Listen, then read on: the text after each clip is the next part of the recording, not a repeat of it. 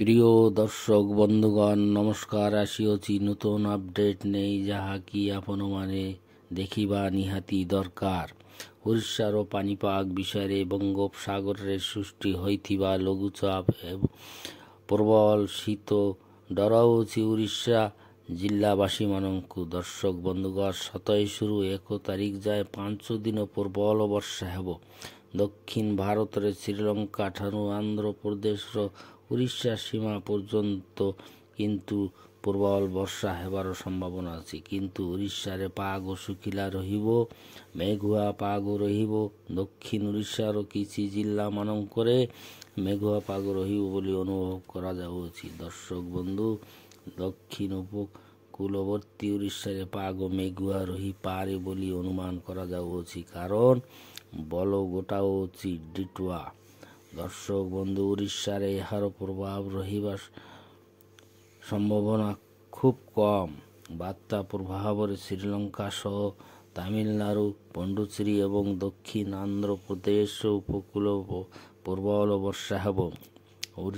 ଉତ୍ତର ପଶ୍ଚିମ ଦିଗକୁ ଗତି କରୁଅଛି। 30 ତାରିଖ ସୁଦ୍ଧା ଉତ୍ତର ତାମିଲନାଡୁ, ପଣ୍ଡୁଚେରୀ, ଦକ୍ଷିଣ ଆନ୍ଧ୍ରପ୍ରଦେଶ କୂଳରେ ପହଞ୍ଚିବ ବାତ୍ୟା। ପଣ୍ଡୁଚେରୀ ଠାରୁ 610 କିଲୋମିଟର ଦୂରରେ ରହିଅଛି ଡିଟୁଆ ବାତ୍ୟା।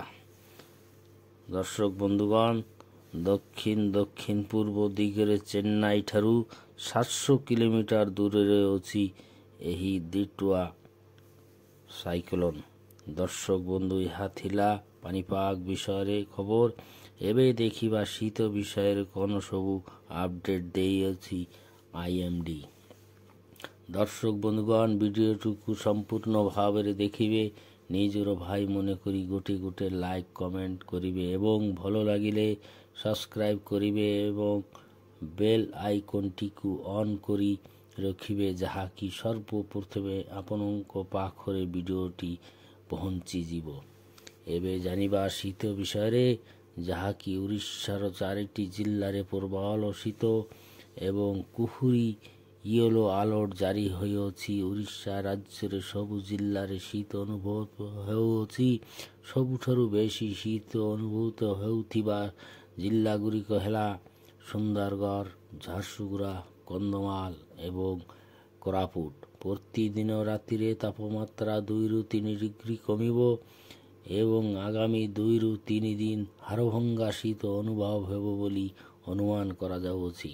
ରାଜ୍ୟ ସାରା ଜିଲ୍ଲାରେ ଦର୍ଶକ ବନ୍ଧୁଗଣ ପ୍ରବଳ ଶୀତ ଅନୁଭବ ହେଉଛି, ଥରହର ହୋଇଯାଉଛି। ଏହା ଥିଲା ଆଜିର ପାଣିପାଗ ଏବଂ ଶୀତର ଖବର। ଆଗାମୀ ଆପଡେଟ୍ କ'ଣ ଆସୁଅଛି ଦେଖାହେବ ଆଗାମୀ ଭିଡ଼ିଓରେ। ଆଜି ପାଇଁ ଏତିକି। ଧନ୍ୟବାଦ, ନମସ୍କାର।